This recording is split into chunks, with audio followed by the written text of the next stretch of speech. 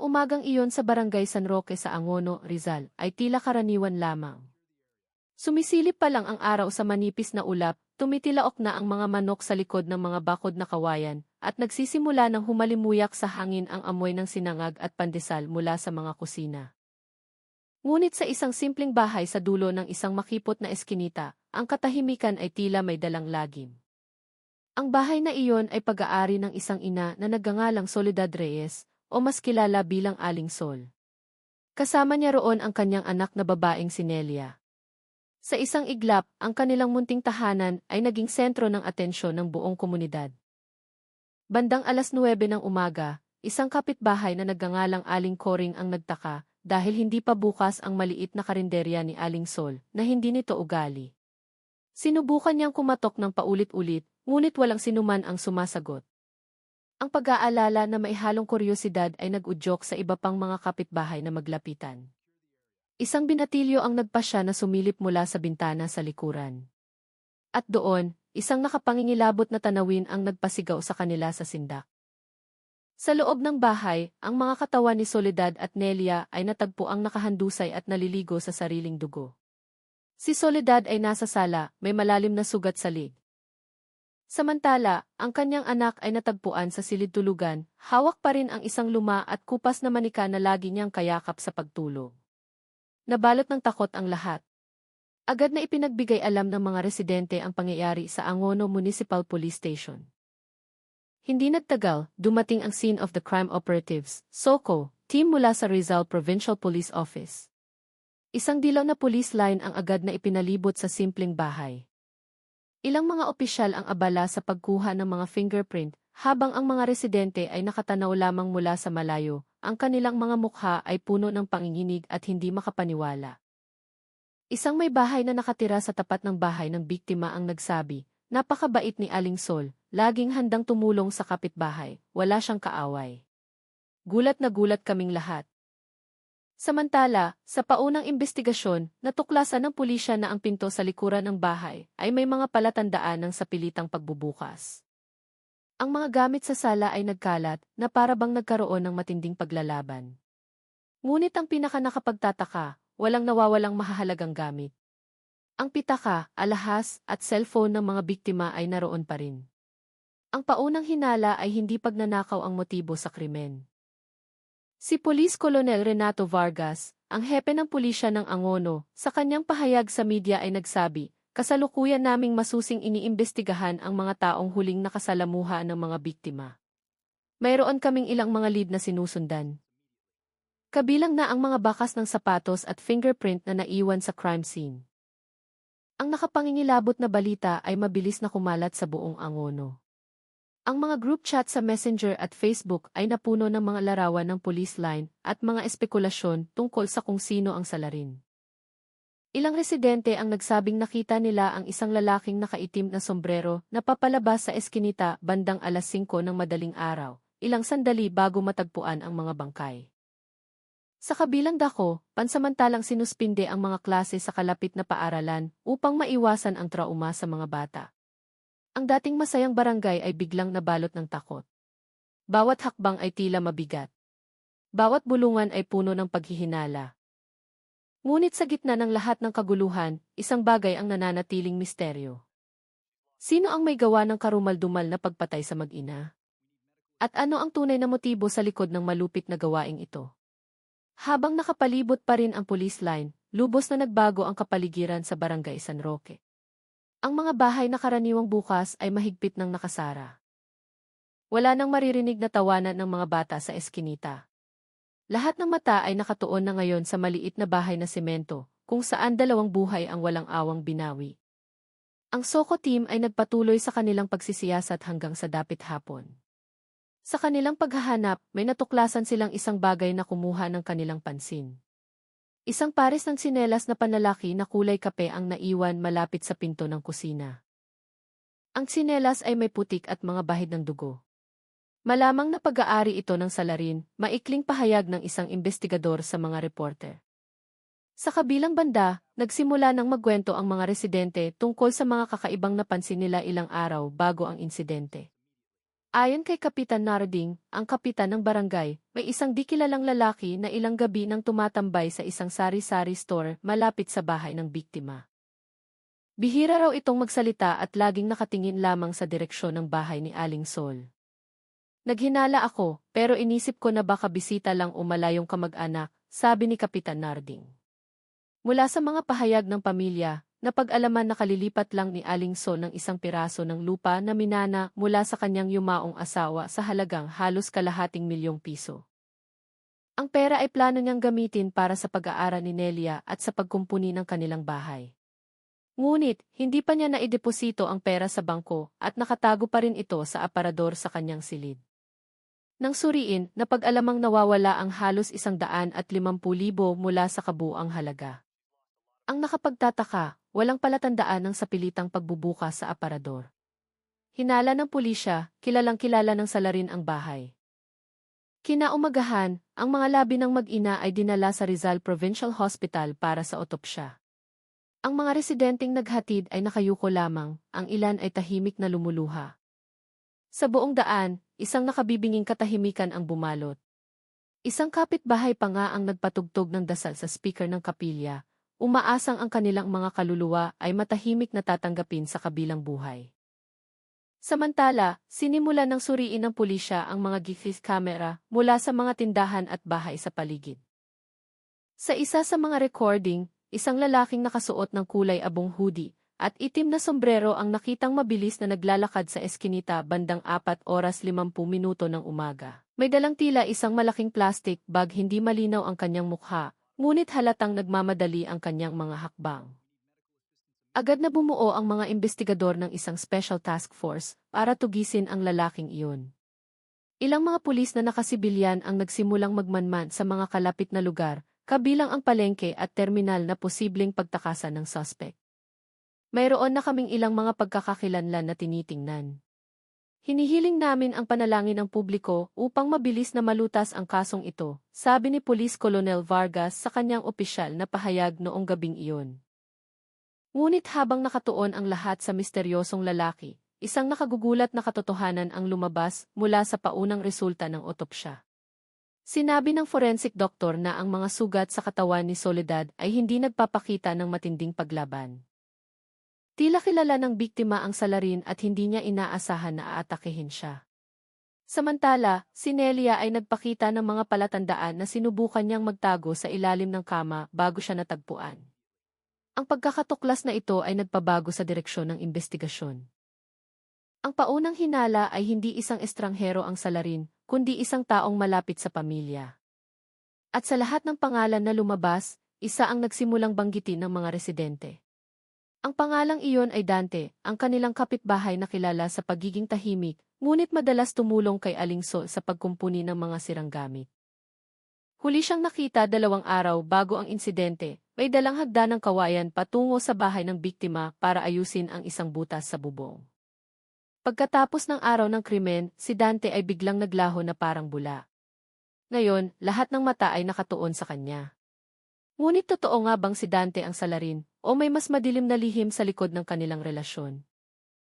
Habang papalalim ang gabi, lalong tumitindi ang tensyon sa paligid ng bahay ni Aling Sol. Ang mga ilaw sa mga bahay ng mga residente ay nananatiling bukas kahit lampas na ng 9:00 ng gabi. Lahat ay nag-uusap tungkol sa isang pangalan na ngayon ay sentro ng atensyon, si Dante. Si Dante ay kilala ng mga residente bilang isang lalaking nasa edad 35, payat, maikli ang buhok, at kung ano-ano lang ang trabaho. Minsan, nag-aayos siya ng mga bubong, minsan ay hardinero, o simpleng tumutulong sa mga naglilipat ng bahay. Wala masyadong nakakaalam sa kanyang buhay maliban sa siya ay mag-isang nakatira sa maliit na bahay na pamana ng kanyang mga magulang na nasa tapat mismo ng bahay ni Aling Sol. Ngunit mula nang mangyari ang insidente noong umagang iyon, ang pinto ng bahay ni Dante ay mahigpit ng nakasara. Walang ingay, walang palatandaan ng buhay. Sinubukan siyang tawagin ng mga pulis na dumating noong hapon, ngunit walang sumasagot. Nang magpasya silang magsiyasat ng mas malalim, ang kanilang natuklasan ay nagpatindig ng balahibo. Sa loob ng bahay ni Dante, natagpuan ng mga opisyal ang isang kulay abong t-shirt na may mga mansa ng dugo na nakatago sa ilalim ng isang bunton ng maruruming damit. Hindi lang iyon, sa ibabaw ng mesa sa kusina ay natagpuan ang perang nagkakahalaga ng 135,000 na nakabuklod sa mga 100 pisong papel, isang halagang halos kapareho ng nawawalang pera mula sa bahay ng biktima. Agad na kinuha ang mga ebidensya at opisyal nang idinagdag si Dante sa listahan ng mga wanted. Mabilis na ipinakalat ng pulisya ang kanyang larawan sa buong Angono, maging hanggang sa mga hangganan ng Taytay at Binangonan. Naniniwala kaming hindi pa nakakalayo ang salarin. Hinihimok namin ang publiko na agad na mag-report kung makikita nila ang taong ito, sabi ni Police Captain Julio Santos, ang hepe ng investigasyon. Ngunit habang mas hinahanap, lalong nagiging misteryoso ang mga bakas ni Dante. Ilang residente ang nagsabing nakita nila siyang nakasakay sa isang lumang motorsiklo na kulay asul, patungo sa Hilaga, may dalang malaking backpack. Samantala, isang tindero sa isang sari-sari store malapit sa terminal ang nagsabing dumating si Dante noong madaling araw para umorder ng kape, ngunit maputla ang kanyang mukha at nanginginig. Narinig pa raw niya itong bumulong, "Hindi ko sinasadya," bago nagmamadaling umalis at nag-iwan ng 20 pesos sa mesa. Samantala, mula sa mga kwento ng ilang kapitbahay, lumabas ang isang mas nakagugulat na detalye. Sabi nila, naging malapit daw si Dante kay Aling Sol. Nagsimula ang kanilang ugnayan pagkamatay ng asawa ni Soledad 3 taon na ang nakalilipas. Madalas daw tumulong si Dante sa pag-aayos ng bahay, pagsundo kay Nelia sa eskwela, at ilang beses pa silang nakitang magkasamang namimili sa palengke. Inakala ng mga tao na sila ay magpapakasal, ngunit sa hindi malamang dahilan, nanlamig ang kanilang relasyon sa mga huling buwan, sabi ng isang residente. Sinuri ng pulisya ang cellphone ni Aling Sol at natagpuan ang ilang mga text message mula sa numero ni Dante. Ang huling mensahe ay ipinadala 2 gabi bago ang insidente, na may maikling pangungusap, "Pag ganyan ka, di ako papayag." Ang mensaheng iyon ay naging isang mahalagang susi para sa mga investigador. Isang malakas na hinala ang lumitaw. Ang pagpatay ay hindi lamang dahil sa pera, kundi dahil din sa selos at personal na paghihiganti. Mula sa karagdagang investigasyon, napag-alaman na si Aling Sol ay may bago ng manliligaw, isang negosyante ng mga construction materials sa Angono Public Market na nagngangalang Mang Hector. Ang relasyong iyon ay tila nalaman ni Dante, na nakaramdam ng pagtataksil, matapos ang lahat ng tulong na ibinigay niya sa pamilya ni Soledad. Ang pagkadismayang iyon ay pinaniniwala ang naging galit na sa huli ay sumabog noong gabi ng krimen. Ngunit isang bagay pa rin ang hindi nasasagot, saan nagpunta si Dante pagkatapos ng insidente. Patuloy siyang tinutugis ng pulisya, habang ang mga residente ay lalong natatakot. Ang ilan ay hindi na nangangahas lumabas ng bahay sa gabi dahil sa takot na baka bumalik ang salarin sa barangay. Unti-unti nabubunyag ang mga misteryo. Ngunit sa likod ng lahat ng ito, may isang bagay na hindi pa alam ng sinuman, na ang pagtugis kay Dante ay magdadala sa pulisya sa isang paghahayag na mas nakagugulat pa kaysa sa kanilang inaasahan. Isang malakas na ulan ang bumuhos sa ilang bahagi ng Angono noong gabing iyon.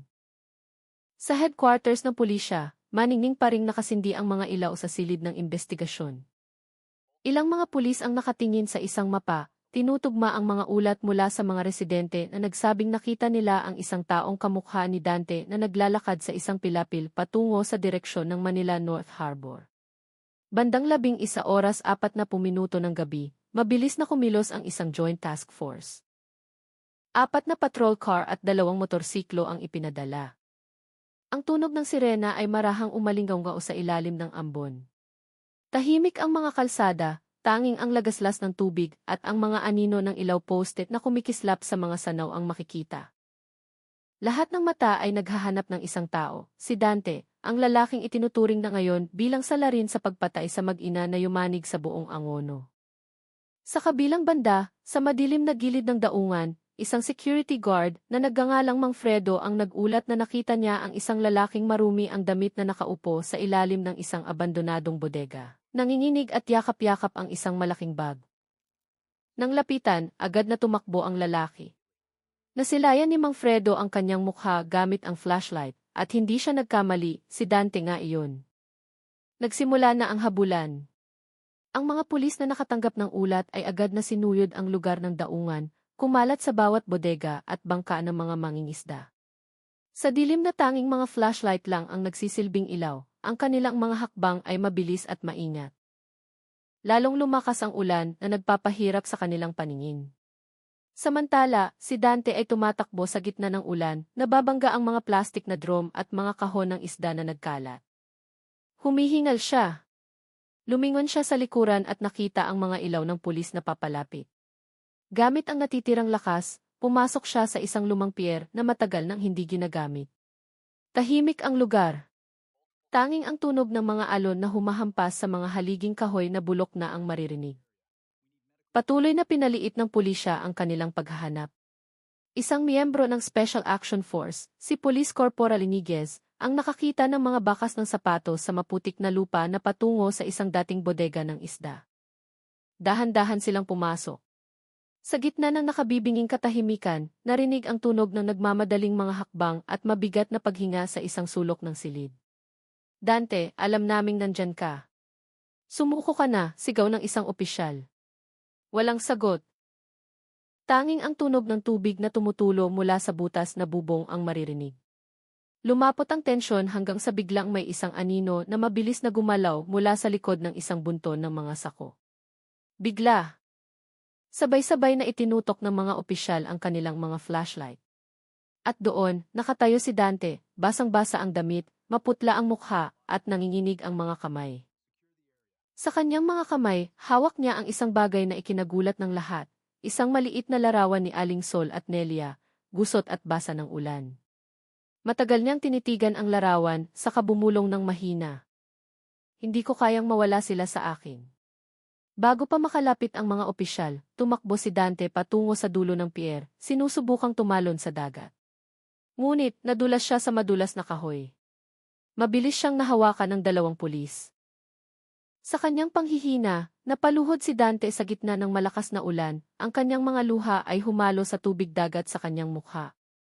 Habang dinadala siya sa sasakyan ng pulis, isang maikling pangungusap lamang ang kanyang sinabi na nagpatindig ng balahibo sa lahat. Nangako siyang hindi aalis, pero nagsinungaling siya.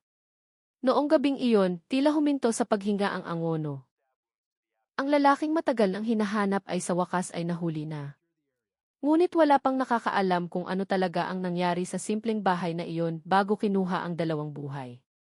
At ano ang kahulugan sa likod ng huling mga salita ni Dante na puno ng misteryo?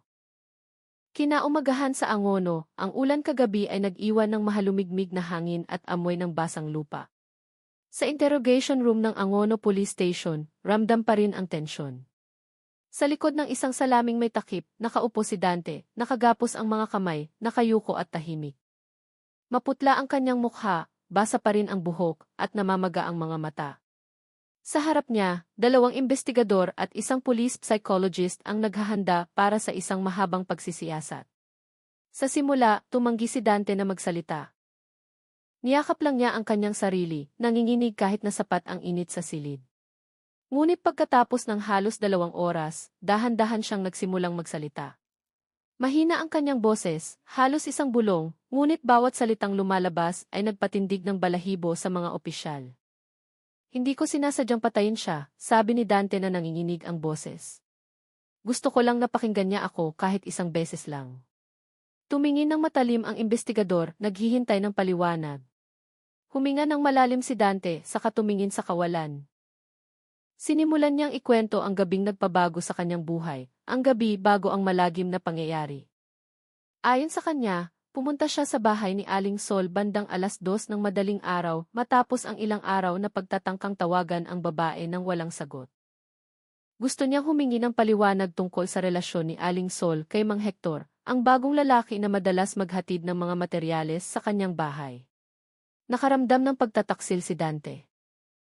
Akala ko mahalaga ako sa kanya. Akala ko, ako ang nag-alaga sa pamilya niya simula nang mamatay ang asawa niya, sabi niya na paos ang boses. Nang dumating siya sa bahay, nakita niyang bukas pa ang ilaw sa kusina. Dahan-dahan siyang kumatok, ngunit walang sumagot. Ang pinto sa likuran ay hindi pala nakalock. Pumasok siya, umaasang makakausap lang ito saglit. Ngunit ang nangyari ay hindi niya inaasahan. Nagising si Aling Sol at nagulat nang makitang nakatayo na si Dante sa sala. Sumigaw ng bahagya si Aling Sol. Natakot ako, mahinang sabi ni Dante. Gusto ko lang siyang makinig, pero patuloy niyang sinasabi na baliw ako. Pinapaalis niya ako. Sa gitna ng pagkalito, ang kanilang pagtatalo ay nauwi sa tulakan. Sinubukan ni Aling Sol na tumakbo papunta sa silid sa harap. Ngunit, hinila ni Dante ang kanyang braso. Sa sobrang takot, napukpok niya ito nang hindi sinasadya gamit ang isang bagay na nasa mesa, isang maliit na dulos na ginagamit sa pagtatanim ng mga bulaklak sa hardin. Tumama ang hampas sa ulo ng biktima. Katahimikan. Nagsimulang umagos ang dugo. Bumagsak si Soledad. Inamin ni Dante na umiyak pa siya at niyakap ang katawan ng babae. Ngunit ang iyak na iyon ay naging takot nang makarinig siya ng maliliit na hakbang mula sa silid. Lumabas si Nelia, dala ang kanyang manika. Tito Dante, bakit po si nanay? Inosenteng tanong ng bata. Hindi makasagot si Dante. Napaluhod siya. Ngunit nang magsimulang sumigaw sa takot si Nelia, muling sumabog ang kanyang kaba. Tinikpan niya ang bibig ng bata gamit ang nanginginig na kamay hanggang sa hindi na gumalaw ang kawawang bata. Natahimik ang interrogation room. Tanging ang tunog ng orasan sa dingding ang maririnig. Isinara ng isang investigador ang folder sa harap niya, matagal na tinitigan si Dante, saka nagtanong, bakit hindi ka sumuko kaagad? Tumingin si Dante sa kawalan. Gusto ko, pero sa tuwing nakikita ko ang mga mukha nila sa isip ko, hindi ko kaya. Umuupo lang ako sa bahay, naririnig ang mga boses nila, hanggang sa gusto ko nang tumalon sa dagat. Ang pahayag na iyon ang nagwakas sa lahat ng pagtanggi. Kinumpirma ng pulisya na si Dante ang nag-iisang salarin sa pagpatay kay Soledad at sa kanyang anak, na dulot ng selos, paghihiganti, at matinding emosyonal na presyon. Ngunit bago matapos ang investigasyon, may isang huling bagay na sinabi si Dante na nagpatahimik sa buong silid. Bumulong siya ng mahina. Nung hinampas ko siya, ngumiti pa siya at sinabing, pinapatawad kita, Dante, bago pumikit ang mga mata niya. Ang pangungusap na iyon ay nanatili sa hangin na lalong nagpabigat sa kapaligiran. Natahimik ang mga investigador na pagtatanto na ang kwentong ito ay hindi lamang isang simpleng trahedya ng pag-ibig, kundi isang kwento ng sugat, pagsisisi, at pagkawala na hindi na kailanman maibabalik. Sa labas ng interrogation room, muling bumuhos ang ulan. Tila ang langit ng Angono ay nakikidalamhati para sa dalawang inosenteng buhay na nawala at isang kaluluwang naligaw na ngayon ay pasanin ang pagsisisi habang buhay. Matapos isapubliko ang pag-amin ni Dante, hindi na naging pareho ang Barangay San Roque. Ang mga residenteng dating sinasalubong ang umaga ng magaang kwentuhan sa harap ng kanilang mga bahay, ay mas pinili na ngayong isara ang kanilang mga pinto. Ang simpleng bahay ng yumaong si Aling Sol at Nelia ay tinakpan na ng mga tabla ang mga bintana at pinto. Paminsan-minsan, may mga bulaklak at maliliit na kandila na inilalagay ng mga residente sa harap ng bakod bilang tanda ng kanilang pakikiramay. Mabilis na kumalat ang balita ng pagkahuli ni Dante sa social media. Ang mga headlines sa mga online news ay nagsasabing isala rin sa pagpatay sa mag-ina sa Angono, nahuli na at selos at paghihiganti, sanhi ng malagim na trahedya sa San Roque. Bumuhos ang mga komento ng mga netizen. Ang ilan ay kinondena ang ginawa ni Dante, habang ang iba ay nakaramdam ng awa sa kanyang kalagayan sa pag-iisip. Sa gitna ng lahat, si Aling Coring, ang pinakamalapit na kapitbahay ng mga biktima, ay madalas pa ring umupo sa kanyang beranda, nakatingin sa kawalan patungo sa bahay sa tapat. Naririnig ko pa rin minsan ang boses ng bata na tumatawag ng nanay mula roon, mahinang sabi niya. Baka guni-guni ko lang pero parang hindi pa sila tuluyang umalis. Samantala, patuloy na sinisiyasat ng pulisya ang background ni Dante. Mula sa pagsusuri ng isang forensic psychiatrist, natuklasan na ang salarin ay dumaranas ng matinding depresyon at emotional delusion ilang buwan bago ang insidente. Madalas siyang mag-hallucinate na naririnig ang boses ni Soledad, pakiramdam niya ay kasama pa rin niya ito, kahit na matapos manlamig ang kanilang relasyon. Sa kanyang isipan, pag-aari niya si Aling Sol. Hindi niya matanggap na pipiliin ng babae ang iba, sabi ni si Katrina Alcaraz, ang police psychiatrist. Ang natuklasang ito ay lalong naghati sa opinyon ng publiko, sa pagitan ng galit at awa. Ang ilan ay naniniwalang walang anumang dahilan ang makapagbibigay katwiran sa ginawa ni Dante. Ngunit ang iba ay nagsimulang alalahanin ang kanyang mabubuting gawa noon. Kung paano niya tinulungan ang mga residente noong baha, inayos ang mga bubong ng kapitbahay ng walang bayad at madalas na binibilhan ng candy ang mga bata sa barangay. 3 araw matapos ang insidente, ang mga labi ni Aling Sol at Nelia ay magkatabing inilibing sa sementeryo ng San Roque. Daan-daang residente ang dumalo sa prosesyon. Umalingaw-ngaw ang mga iyak sa gitna ng mga dasal na pinangunahan ng isang lider ng komunidad. Sa gitna ng mga tao, nakatayo si Mang Hector, ang lalaking naging malapit kay Soledad, na may namumulang mga mata. Hindi siya nagsalita, nakayuko lamang habang nag-aalay ng mga bulaklak. Samantala, sa kulungan ng Angono, ginugol ni Dante ang kanyang mga araw sa katahimikan. Bihira siyang kumain, bihirang magsalita, nakaupo lang at nakatingin sa sahig. Sa tuwing may dumadaang bantay, minsan ay mahina niyang sinasabi, gusto kong humingi ng tawad, pero hindi na niya maririnig. Ipinahayag ni Police Colonel Renato Vargas na halos kumpleto na ang mga papeles ng kaso at malapit ng isampa sa piskalya. Ang isasampa sa kanya ay Artikulo 248 ng Revised Penal Code, murder, na may pinakamataas na parusang habambuhay na pagkakakulong, mariing sabi niya sa isang press conference.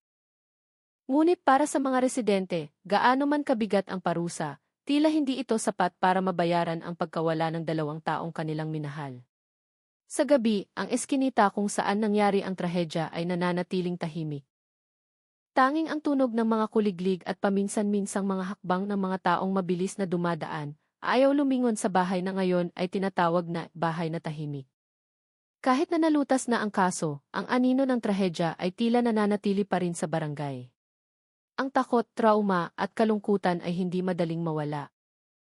At para sa marami sa San Roque, ang gabing iyon ay laging maaalala hindi lamang bilang isang kwento ng pagpatay, kundi bilang isang babala kung paano ang pag-ibig na hindi nakontrol ay maaaring maging isang kalamidad na lumalamon sa lahat.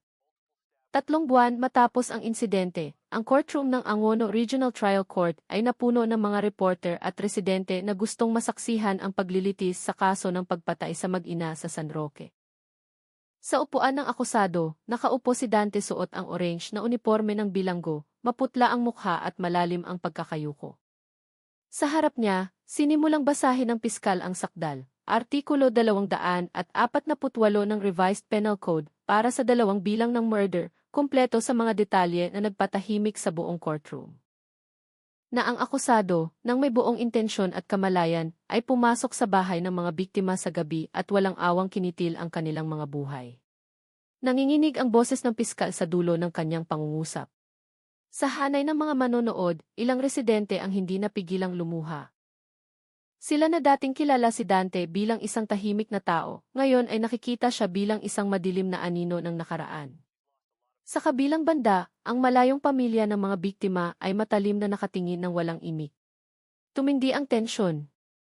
Nang bigyan ng hukom ng pagkakataong magsalita ang akusado, naging ganap ang katahimikan. Dahan-dahang tumayo si Dante, nanginginig ang mga kamay, paos ang boses, halos hindi marinig. Alam kong galit sa akin ang lahat. At nararapat lang nakamuhian ako. Pero hindi ko po binalak na pumatay. Gusto ko lang humingi ng tawad noon. Pero nang makita ko ang mukha niya, nagalit ako sa sarili ko. Nawala ako sa kontrol. Huminto siya sandali, tumingin sa hukom, saka nagpatuloy na mailuhang namumuo sa mga mata. Kung maibabalik lang ang oras, mas pipiliin ko pang mamatay noong gabing iyon kaysa gawin ang lahat ng ito. Ngayon, gabi-gabi kong naririnig ang boses ni Nelia na tumatawag sa akin, Tito. Hindi ko na alam ang gagawin ko. Ilang tao sa courtroom ang tahimik na napahikbi. Ngunit sa gitna ng awa, nanatiling matatag ang piskal sa kanyang argumento. Batay sa mga ebidensya, video footage, forensic results, at pag-amin ng akusado, ang pagpatay ay planado. Hinihiling namin na patawan ang akusado ng habambuhay na pagkakakulong, mariing sabi ng piskal. Ipinukpok ng hukom ang kanyang gavel, tanda na ipagpapatuloy ang paglilitis sa susunod na linggo. Habang inilalabas si Dante sa courtroom, pinagkaguluhan siya ng mga kamera ng mga reporter. Nakayuko lamang siya, paminsan-minsan ay tumitingin sa sahig, na para bang iniiwasan ang tingin ng lahat. Sa labas ng korte, hindi gaanong naiiba ang emosyon. Nilapitan ng mga reporter si Mang Hector, ang lalaking naging malapit kay Aling Sol, at maikli lamang siyang nagsabi, wala akong galit, pero umaasa akong magiging makatarungan ang batas at sana ay matahimik na ang mga kaluluwa ni Sol at Nelia. Ang kanyang mga salita ay sinundan ng katahimikan. Sa likuran niya, nakatanaw mula sa malayo si Aling Coring, na bumubulong, sana ipatawarin ka ng Diyos, Dante, pero ang sugat na ito ay hindi na mawawala. Noong hapong iyon, isang madilim na ulap ang namuo sa ibabaw ng gusali ng korte. Tila ang langit ng Angono ay nakikiramay sa isang kwentong nagsimula sa pag-ibig, naging paghihiganti at nagtapos sa pagkawasak para sa lahat. Ngunit hindi pa lahat ng misteryo ay nabubunyag. Sa mga papeles ng investigasyon, natuklasan ng pulisya ang isang kakaibang bagay, isang maliit na sulat sa loob ng bag ni Dante na hindi pa nabubuksan sa paglilitis. Ang sulat ay para kay Nelia, isinulat ng nanginginig na kamay at nagtatapos sa pangungusap, pangako ni Tito, hindi ka naiiwan ulit. Ano ang kahulugan ng sulat na iyon? Mayroon pa bang ibang panig si Dante na hindi pa nabubunyag? Lahat ng iyon ang magiging focus sa susunod na paglilitis at maaaring magbukas ng bagong kabanata sa malagim na kwentong ito. Isang linggo matapos ang unang pagdinig, muling napuno ang courtroom ng Angono Regional Trial Court. Sa araw na iyon, nakatakdang basahin ang mga karagdagang ebidensya, kabilang na ang sulat na natagpuan sa bag ni Dante noong siya ay mahuli. Ang sulat na iyon ang naging pangunahing atensyon dahil hindi pa ito nababasa sa publiko. Pinahintulutan ng hukom ang piskal na basahin ang nilalaman ng sulat. Sa mahinahong boses, binasa niya ito, ngunit bawat salitang lumalabas ay tila nagpatigil sa paghinga ng lahat sa silid. Para kay Nelia, ang batang laging nakangiti kahit simple lang ang buhay. Nangako si Tito na babantayan ka at si nanay, pero nabigo si Tito. Hindi masamang tao si Tito, pero hindi rin siya mabuti. Nung makita kitang natatakot noong gabing iyon, gusto lang kitang yakapin at humingi ng tawad. Pero nasaktan pa kita. Kung naririnig mo man si Tito mula dyan, gusto ko lang sabihin, patawarin mo si Tito. Miss na miss ka na ni Tito, anak. Hindi ako takot sa parusa. Ang kinatatakutan ko lang ay kung hindi ako patatawarin ng Diyos. Pagkatapos basahin ang sulat, umalingaw ang mga hikbi mula sa upuan ng mga manonood. Ilang residente ang napahawak sa kanilang mga bibig, hindi mapigilan ang kanilang emosyon. Ang hukom mismo ay pansamantalang huminto bago ipagpatuloy ang pagdinig. Si Dante, na nakaupo sa upuan ng akusado, ay tahimik na umiiyak. Ang kanyang mga luha ay bumabagsak ng walang tunog. Sinubukan niyang magsalita, ngunit pautal-utal ang kanyang boses. Sinulat ko po yan noong hindi ako makatulog, kagalang-galang na hukom. Naririnig ko ang boses ng bata gabi-gabi. Tumatawag siya, pero hindi ko siya masagot. Ang police psychologist na dumalo bilang expert witness ay nagbigay ng paliwanag. Ayon sa aming pagsusuri, ang sulat ay isinulat 3 araw matapos ang insidente, noong si Dante ay nagsimulang makaranas ng matinding delusyon at malalim na pagsisisi. Ang sulat ay hindi isang pagbibigay katwiran, kundi isang ekspresyon ng matinding pagkakasala. Nagsimula siyang mawalan ng kakayahang makilala ang realidad at ilusyon, sabi ni Ihi Alcaraz. Gayunpaman, iginiit ng piskal na ang kondisyong mental na ito ay lumitaw pagkatapos ng krimen, hindi bago, kaya't hindi ito maaaring gamiting dahilan para sa pagpapatawad. Tinapos ng piskal ang kanyang pahayag ng may diin, ang pagsisisi ay hindi nagbubura ng kasalanan, ngunit ang katarungan ay dapat ipatupad. Muling ipinagpaliban ng hukom ang pagdinig hanggang sa susunod na linggo para sa pagbasa ng hatol. Samantala, sa labas ng gusali ng korte, muling nagkagulo. Nagkumpol-kumpol ang mga reporter, nagbubulungan ang mga residente. Ang ilan ay naniniwalang dapat sumailalim si Dante sa psychiatric rehabilitation bukod sa parusang pagkakakulong. Habang ang iba ay nananatiling naniniwala na ang habambuhay na pagkakakulong ang pinakaangkop.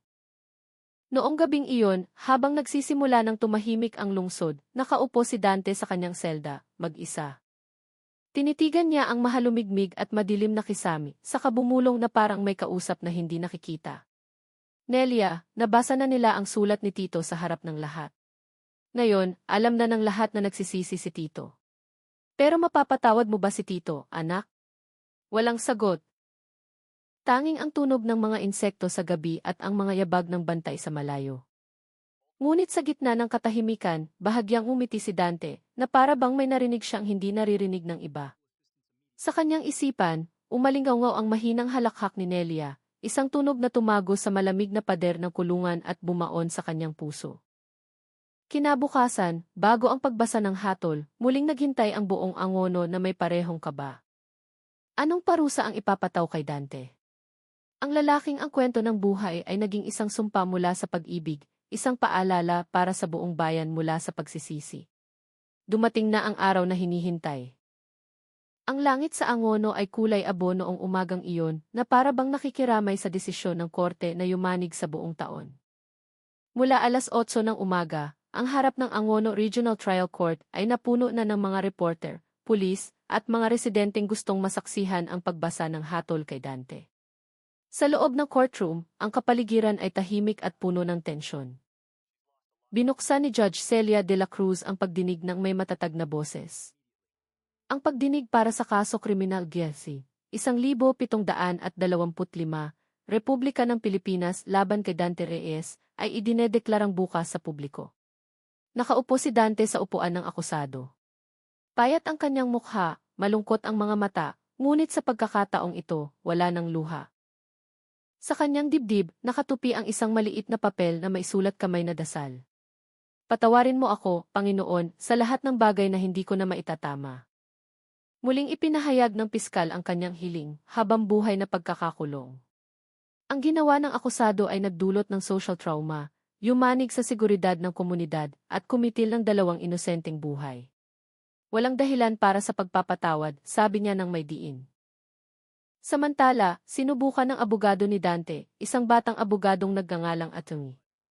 Ariel Ramos, na humingi ng mas magaan na parusa. Binigyang diin niya na ang kanyang kliyente ay lubos na nagsisisi at dumaranas ng matinding mental disorder pagkatapos ng insidente. Hindi niya sinubukang tumakas habang buhay. Siya ay nalito, natakot, at nabihag sa matinding pagkakasala. Hinihiling namin sa hukom na isaalang-alang ang aspetong makatao. Saglit na nag-usap ang hukom kasama ang 2 pang miyembro ng panel. Tumindi ang tensyon sa silid. Lahat ng mata ay nakatuon sa gavel ng hukom na nasa ibabaw ng mesa. Ang ilang minuto ay parang ilang oras. Hanggang sa binasa ng hukom ang hatol ng may mahinahong boses ngunit puno ng kahulugan.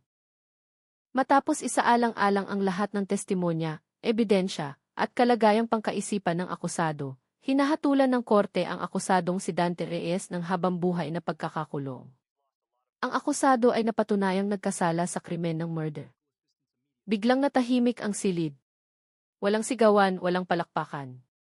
Tanging ang malalim na buntong hininga mula sa mga manonood na sumaksi sa wakas ng trahedyang ito. Yumuko si Dante, nanginginig ang mga labi. Ngunit sa pagkakataong ito, hindi dahil sa takot, kundi dahil sa pagtanggap. Salamat po, kagalang-galang na hukom. Tinatanggap ko po ang lahat. Sana'y matahimik na sila. Itinala ng ilang reporter ang mga salitang iyon bilang huling pangungusap ni Dante sa courtroom. Matapos ipukpok ang gavel ng 3 beses, idineklarang tapos na ang pagdinig.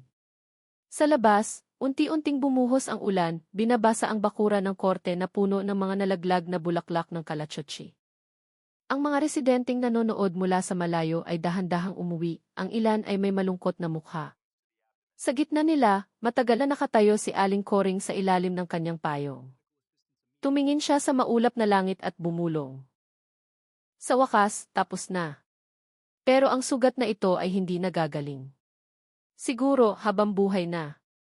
Noong hapong iyon, dinala ng sasakyan ng kulungan si Dante pabalik sa Rizal Provincial Jail. Mula sa maliit na bintana sa likod ng mga rehas, tumingin siya sa labas. Nakita niya ang mga bubong ng mga bahay na basa ng ulan. Isang bahagyang ngiti ang sumilay sa kanyang mga labi. So, Nelia, binayaran ko na lahat. Ngayon, ako naman ang maghihintay. Dahan-dahan siyang bumulong. At sa unang pagkakataon sa loob ng maraming buwan, pumikit si Dante ng may kapayapaan. Ngunit para sa mga taga San Roque, ang kwento ay hindi pa talaga tapos. Dahil sa tuwing sasapit ang gabi, isang mahinang tunog ang paminsan-minsang naririnig mula sa bakanting bahay sa dulo ng eskinita. Tulad ng boses ng isang batang tumatawag, "Nanay, nandito na naman po si Tito Dante." Isang boses na hindi malaman kung totoo o isang anino lamang ng sugat na hindi pa gumagaling. 6 na buwan na ang lumipas mula nang ibaba ang hatol. Unti-unting bumabalik sa normal ang buhay sa Barangay San Roque.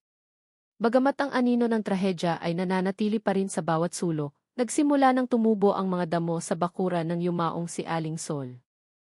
Ang pintura sa pader ay kumukupas na at ang mga bintanang kahoy ay nananatiling sarado, na para bang tumatangging papasukin ang liwanag. Tinawag ito ng mga residente na bahay na tahimik. Sa tuwing may batang dumadaan, babagalan nila ang kanilang mga hakbang, titingnan ito mula sa malayo, saka mabilis na tatakbo palayo.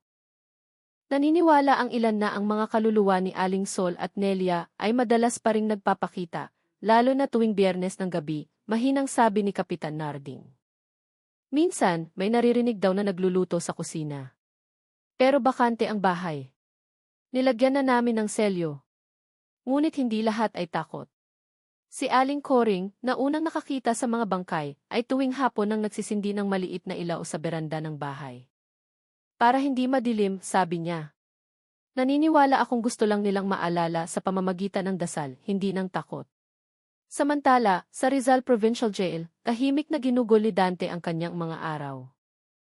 Naging disiplinadong bilanggo siya, madalas magdasal, at paminsan-minsan ay tumutulong sa pagsulat ng mga liham para sa ibang mga preso na hindi marunong bumasa. Gabi-gabi, nagsusulat siya sa isang lumang kwaderno na tinawag niyang kiaklat ng mga kasalanan. Sa huling pahina, may nakasulat na maikling pangungusap, pumatay ako dahil sa maling pag-ibig, pero pag-ibig din ang nagturo sa aking magsisi. Kung mamamatay ako, ilibing ninyo ako malayo sa kanila. Para hindi ko naguluhin ang kanilang kapayapaan sa langit. Sabi ng mga opisyal ng kulungan, bihirang magsalita si Dante pero madalas ngumingiti kapag tinitingnan ang langit mula sa maliit na bintana ng kanyang selda. Sabi niya, sa tuwing umuulan, pakiramdam niya ay naglalaro si Nelia sa bakuran, kwento ng isang bantay. Hanggang sa isang gabi, habang umaambon sa buong Rizal, natagpo ang pumanaw si Dante sa kanyang selda. Walang palatandaan ng karahasan, nakahiga lamang siya ng payapa, yakap ang maliit na larawan ni Aling Sol at Nelia. Sa tabi ng kanyang katawan, isang sulat kamay na mensahe ang maayos na nakalagay sa mesa. Umuwi na ako. Hihingi ako ng tawad sa kanila ng personal. Muling gumawa ng ingay ang balita ng pagkamatay ni Dante. Pero sa pagkakataong ito, wala nang galit. Ang natira ay isang malalim na katahimikan sa Barangay San Roque. Nagdasal ang mga residente ng sabay-sabay, hindi para humusga, kundi para magpatawad. Kinabukasan, inilibing ang mga labi ni Dante sa isang simpleng sementeryo sa labas ng bayan, malayo sa puntod ni Aling Sol at Nelia. Ayon sa kanyang hiling, iilan lang ang dumalo. Habang ibinababa ang huling pala ng lupa, naging mabigat ang hangin, ngunit kakaiba, payapa rin. Noong hapong iyon, sumilip ang araw sa manipis na ulap. Sinindihan nito ang maliit na eskinita kung saan nagsimula ang trahedya. Nagsimula nang maglaro muli ang mga bata. Nagsimula nang humiti ang mga residente, kahit na bahagya. At sa beranda ng bahay na tahimik, ang maliit na ilaw na laging sinisindihan ni Aling Coring ay mas maliwanag kaysa dati. Tila isang senyales na ang mahabang pagluluksa ay sa wakas ay natapos na. Ngunit para sa marami sa Angono, ang kwentong ito ay nag-iwan ng isang mapait na aral, na ang pag-ibig na hindi binabantayan ng pagpaparaya ay maaaring maging sugat, at ang galit na hindi ginagamot ay maaaring mauwi sa pagkawasa. Naging tahimik muli ang San Roque. Ngunit sa tuwing umuulan sa gabi, ang ilang residente ay nanunumpa na nakakarinig sila ng isang malambing na tunog mula sa direksyon ng bahay na iyon. Ang tunog ng isang inang nagpapatulog ng kanyang anak na may kasamang maliit na halakhak sa gitna ng lagaslas ng tubig. At para sa kanila na nakakarinig, hindi iyon isang nakakatakot na pangitain. Ito ay isang tanda na ang dalawang kaluluwang minsang nasaktan ay sa wakas ay nakauwi na ng payapa. Dahan-dahang bumuhos ang ulan, binabasa ang maliit na daan patungo sa bahay na ngayon ay kilala na lamang bilang ibahay na tahimik. Ang mga sanaw ng tubig ay sumasalamin sa malabong ilaw ng poste, nanginginig sa ihip ng hangin. Ang amoy ng basang lupa ay pumuno sa hangin, kasama ang tunog ng mga palaka mula sa mga palayan. Hindi kalayuan, sa ilalim ng kanyang lumang payong, dahan-dahang naglakad si Aling Coring, may dalang mga bulaklak ng sampag-ita at isang maliit na kandila. Naging ugali na niya tuwing Biyernes ng gabi na pumunta sa bahay na iyon, maglagay ng bulaklak sa harap ng pinto, sa katahimik na umupo at magdasal. Wala nang takot, tanging isang awa na hindi kailanman nawala. Nang ilagay niya ang mga bulaklak noong gabing iyon, biglang umihip ang mas malakas na hangin. Ang tunog ng saradong pinto na kahoy ay marahang umirit na para bang sinusubukang bumukas. Tumingin si Aling Coring sa bintana at doon, sa isang saglit, nakita niya ang isang bagay na nagpatindig ng kanyang balahibo. Isang anino ng isang babae ang tila nakatayo sa likod ng kurtina. Nakalugay ang kanyang buhok at sa tabi niya, isang maliit na bata ang maihawak na kupas na manika. Tumingin lamang sila sa labas, sa kadahan-dahang naglaho kasabay ng isang kidlat sa langit. Pumikit si Aling Coring, huminga ng malalim. Sa halip na tumakbo, bahagya siyang umiti. Kung kayo nga yan, matahimik na kayo. Wala nang manggugulo sa inyo, mahina niyang bulong. Mula sa malayo, umalingaw ang tunog ng kampana ng simbahan, tumatago sa tunog ng lalong lumalakas na ulan. Kumurap ang maliit na ilaw sa beranda, saka muling sumindi. Tinitigan ni Aling Coring ang bahay bago tumalikod pa uwi. Ngunit bago lumayo, muli siyang lumingon. At sa pagkakataong ito, sa harap ng bahay, nakita niya ang isang bagay na wala roon dati. Isang tangkay ng pulang rosas ang tumubo sa siwang ng semento sa beranda. Hindi malaman kung sino ang nagtanim, kung saan ito nanggaling. Ngunit mula noong gabing iyon, patuloy na nabuhay ang bulaklak kahit na magbago ang panahon. Sa tuwing may dumadaan sa eskinita, hihinto sila sandali para tingnan ang rosas na ngayon ay namumukadkad sa bahay ng trahedya. Ang ilan ay itinuturing itong simbolo ng pagsisisi.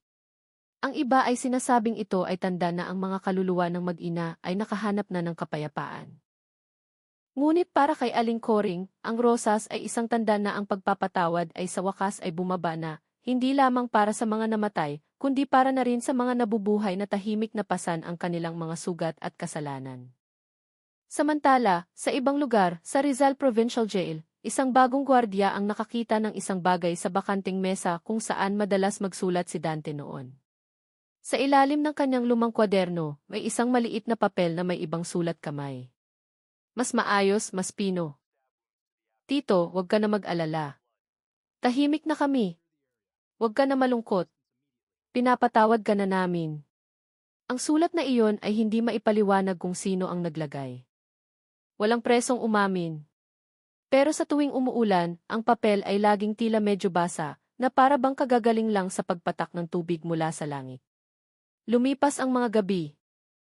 Ngunit ang kwentong ito ay nanatiling buhay, hindi bilang isang nakakatakot na alamat, kundi bilang isang tahimik na paalala na ang tao ay maaaring masira dahil sa pag-ibig, ngunit maaari ring maligtas ng pagsisisi at dasal. Sa tuwing umuulan sa San Roque, alam ng mga residente na hindi iyon isang ordinaryong ulan.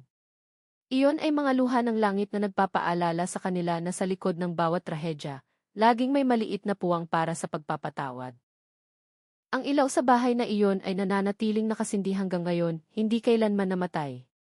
Na para bang naghihintay o marahil nagbabantay. Isang umaga, 6 na buwan matapos ang pagkamatay ni Dante, nakatanggap ang Angono Police Station ng isang brown na sobre na walang nagpadala. Ang sulat sa harap ay simple, para ibigay sa investigador ng kaso sa San Roque. Walang pangalan, walang address, ngunit sa loob nito ay isang lumang kwaderno na maihuling pahina na hindi kailanman naitala sa mga papeles ng investigasyon. Iyon ang kwaderno ni Dante. Ang di-aklat ng mga kasalanan na iningatan ng mga opisyal ng kulungan. Ngunit ang huling pahina ay ngayon lang natagpuan dahil nakasiksik ito sa likod ng pabala. Tila isinulat bago siya pumanaw. Ang sulat kamay ni Dante sa pahinang iyon ay nanginginig ngunit malinaw. Naintindihan ko na sa wakas. Hindi lang ako pumatay dahil sa galit, pumatay din ako dahil sa takot. Takot na mawalan, takot na maiwan, takot na mag-isa. Pero ang takot na iyon ay hindi dahil kay soledad, kundi dahil sa sarili kong nakaraan. Noong bata ako. Sa bahay na puno ng sigawan. Binubugbog ng tatay ko ang nanay ko gabi-gabi. Nagtatago ako sa ilalim ng mesa, tinatakpan ang aking mga tainga. Nang lumaki ako, nangako akong hindi mananakit ng kahit sino. Pero nasira ang pangakong iyon noong gabing iyon. Naging katulad ako ng tatay ko. Ngayon, alam ko na. Hindi pag-ibig ang pumatay sa akin, kundi ang takot na hindi ko kailanman ginamot. Ang sulat ay nagtapos sa isang napakasakit na pangungusap. Kung may makakabasa nito, pakiusap, turuan ninyo ang mga bata sa San Roque na ang galit at pag-ibig ay dapat yakapin ng dasal, hindi ng kamay. Nang mabasa ito, si Police Captain Julio Santos, na dating namuno sa kaso, ay matagal na nakatitig sa huling pahina. Dahan-dahan niyang isinara ang kwaderno, tumingin sa bintana ng kanyang opisina na tinatamaan ng sikat ng araw. Bumulong siya. Namatay siyang may pagsisisi, pero may kamalayan din. Ang balita tungkol sa kwaderno ay dahan-dahang kumalat sa barangay. Naiyak si Aling Coring nang basahin niya ang nilalaman nito sa harap ng mga residente sa isang simpleng padasal sa kapilya. Nagkasala si Dante, pero tao rin siyang natalo sa laban sa sarili niya.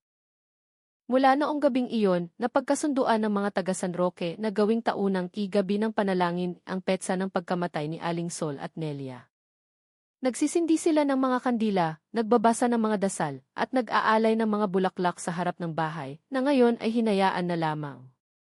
Hindi giniba, hindi ipinagbili, hindi ipinaupa. Isang kakaibang bagay ang muling nangyari noong gabing iyon. Habang nagdarasal, unti-unting umulan na may kasamang mahinang hangin mula sa direksyon ng bahay. Kumislap sandali ang ilaw sa beranda, saka sumindi ng mas maliwanag. Tila may dalawang kaluluwang dumalo at sumang-ayon sa kanilang dasal.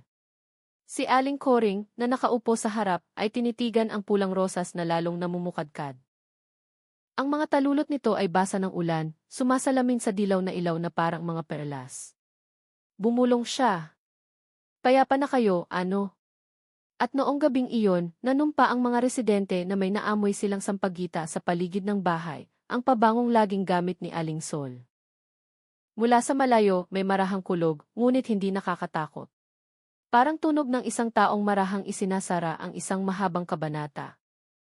Ngunit bago tuluyang matapos ang lahat, isang maliit na bagay ang nagpakaba sa puso ni Aling Coring. Habang pauwi na siya, nakita niya ang isang maliit na larawan sa harap ng bakod. Larawan ni Dante, Aling Sol, at Nelia noong panahon ng bayanihan sa barangay maraming taon na ang nakalilipas. Nakangiti silang tatlo, magkakatabi, na may background ng simpleng bahay na ngayon ay bahay na tahimik. Hindi malaman kung sino ang naglagay, ngunit sa likod ng larawan ay may maliit na sulat kamay. Ngayon, magkakasama na kami ulit. Salamat, San Roque. Hinawakan ni Aling Coring ang larawan ng may nanginginig na kamay, tumingin sa langit na nagsisimula ng luminaw pagkatapos ng ulan.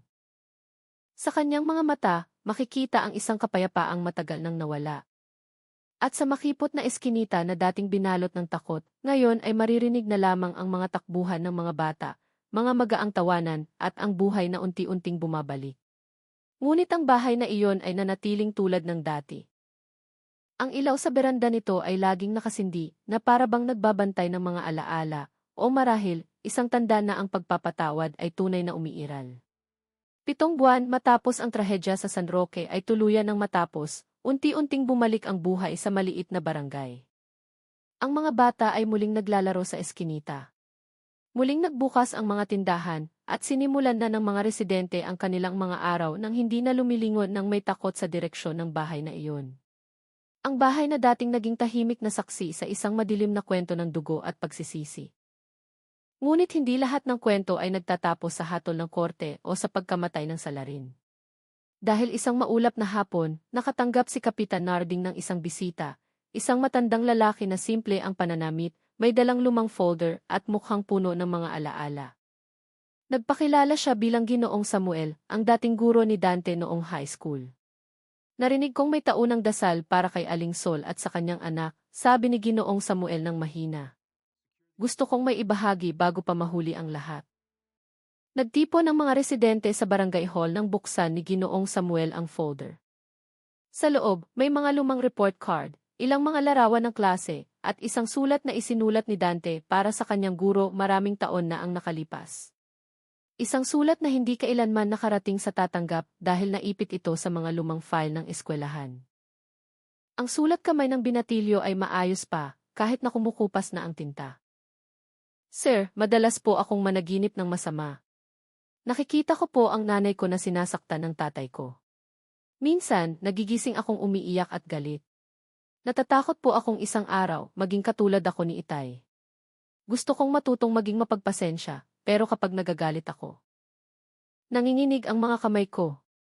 Tulungan niyo po ako, sir, turuan niyo akong maging mabuting tao. Mahinang sinabi ni Ginoong Samuel, matalinong bata si Dante.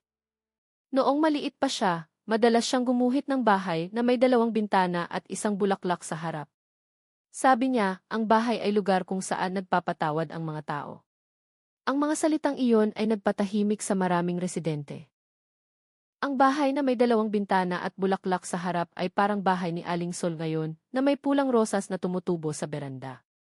Noong gabing iyon, muling nagtipon ang mga residente sa harap ng bahay para sa isang panalangin.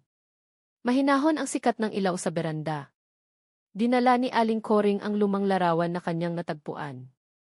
Ang larawan ni Dante, Soledad at Nelia. Sa pagkakataong ito, inilagay niya ito sa isang maliit na estante sa labas ng dingding ng bahay, kasama ang isang florera na maisariwang pulang rosas. Ngunit habang tinatapos nila ang programa, isang di pangkaraniwang bagay ang nangyari.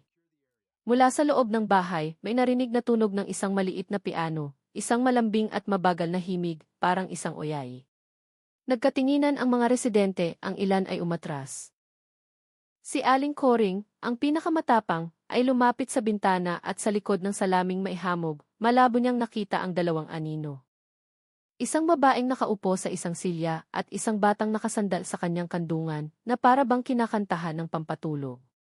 Sa sumunod na sandali, kumislap ang ilaw sa loob ng bahay, saka namatay.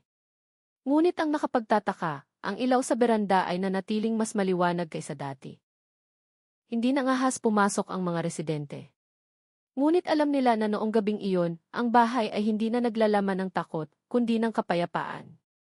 Kinabukasan, maningning ang sikat ng araw sa San Roque sa unang pagkakataon matapos ang mahabang tag-ulan. Sa harap ng bahay na tahimik, namukadkad ng perpekto ang pulang rosas. Maihamog sa mga dahon nito, matingkad na pula ang mga talulot. Sa bakod na kawayan, may nagsulat ng isang maliit na mensahe sa isang piraso ng kahoy. Huwag kalimutang magpatawad bago mahuli ang lahat. Hindi alam kung sino ang naglagay ng sulat na iyon.